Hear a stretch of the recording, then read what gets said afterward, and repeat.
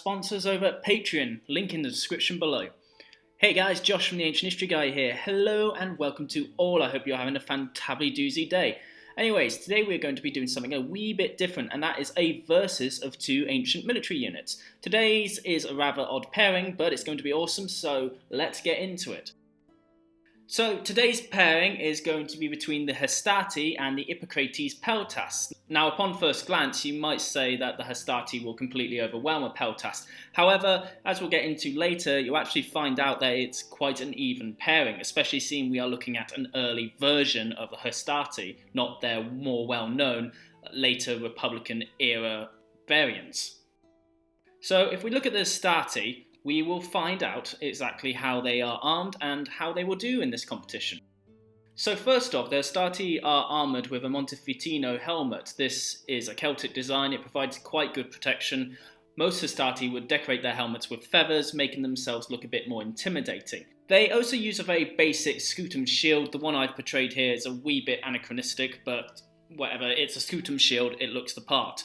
Now, we should mention that the helmet's really the only protection these Hastati have. Hastati were the poorer citizens of the Roman infantry and therefore could really only afford a helmet. Now, the Hastati of this era, which is an early version of the Hastati, actually used a spear called a hasta. This is what the Hastati are known after. This is basically a pretty standard spear, not too dissimilar to the dory spear used by the hoplites. Now, the Hastati are also armed with two javelins, allowing them to basically soften up the enemy before they charge at them. They also have average mobility. Hastati and most Roman units tend to operate within a group setting like a legion, so they can move quite quickly over terrain, but at the same time they are sort of stuck together. Now, if we look at the Iphicrates Peltasts, we see that it's not too dissimilar. For one, they use the Pelos helmet, which is basically a bowl, but it works pretty much the same as the Hastati's helmet. It protects the top of the head, which is really the only vulnerable part of the body. You also notice how they aren't really heavily armoured. This is because Peltasts naturally have to move quite quickly. Heavy armour would weigh them down. As a result of being weighed down, they have a wicker peltast shield. This is fairly good at deflecting arrows, however, compared to something like a scutum, it's a little bit poor because, well, it's made out of wicker can snap. Now, the important thing about Iphicrates Peltasts is the fact that they are armed with a normal-esque spear. Now, the reason behind this is because Iphicrates, who's a very famous Athenian general, actually wanted to arm his peltasts so that they could fight off cavalry and other attacking hoplites. So as a result, he trained them on how to use a spear properly. So they would be regularly trained in maneuvers to repel cavalry, and it was basically a game changer. It forced the Spartans to drop their heavy armour and adapt a more mobile form of warfare when these peltasts defeated them in a battle. Now, much like the Hastati, the Peltasts have javelins. However, the Peltasts, to begin with, were javelin infantry, and as such, they probably carried more javelins than the Hastati would. So they have a little bit of an edge there, I should say.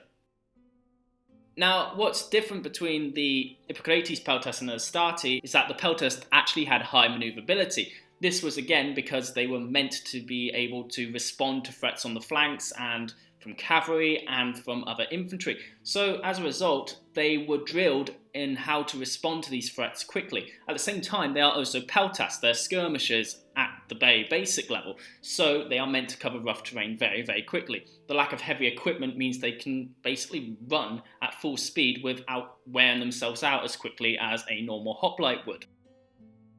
So, if we get into the verses, I've decided to basically do this competition on 4 categories, and that's how good their armour is, how good their weapons are, how mobile they are, and ultimately who wins. So if we look at armour, we will see that basically the Hastati win. I cannot look over the fact that they have a scutum. The scutum is just a much better shield than the peltae. It won't snap if you stand on it. Now, in terms of weapons, I actually rank them as both fairly even. Both have javelins and both have spears. So really, there's no competition there, it's a draw. In terms of mobility, I would say the Iphicrates Peltasts completely and utterly destroy the Hastati. Iphicrates Peltasts were known to be able to break up large formations of hoplites. as exemplified when they went up against the Spartans. They would skirmish with the Spartans, force the Spartans to break formation to chase them off. They would run away, and when the Spartans thought they had driven them off the battlefield, they would simply reform and start peltering them again. As I said before, the Hastati are kind of limited in the fact that they work in a legion and can't really operate independently of that. So who's the victor? Well, if you look at the scores, you'll see that both are, well, it's a draw. So the question is now, who do I think will win? This is my own personal opinion, but I believe the Iphicrates Peltasts will win. Again, this is because they are lightly armoured and can outmaneuver the Hastati. Even though essentially they're pretty much the same thing, the Hastati are stuck inside a legion, whilst the Iphicrates Peltasts are not.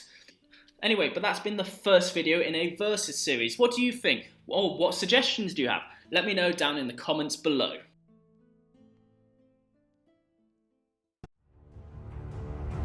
Thank you for watching and listening to our videos.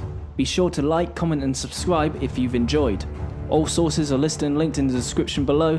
I've been the Ancient History Guy, and as always, I'll be seeing you later.